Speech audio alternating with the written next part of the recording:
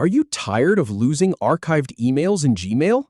Learn how to find any archived email in under 30 seconds.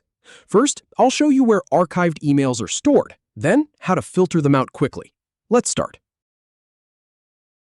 Start by navigating to the Gmail homepage. Then, on the left sidebar, click on More to expand the menu. Now click on All Mail. This folder contains every email, including those that are archived and don't have the inbox label.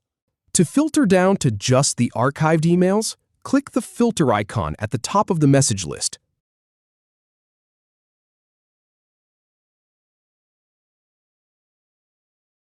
In the Doesn't Have field, type Label:"Inbox. This tells Gmail to exclude anything with the inbox label. Next, choose a time range if you want to narrow it further, or leave it as is. Finally, click Search, and now all emails that don't have the inbox label, your archived emails, will appear. If you have any feedback, or if any info is inaccurate, please leave a comment below. We'll do our best to answer or redo the video if needed. Thanks for watching.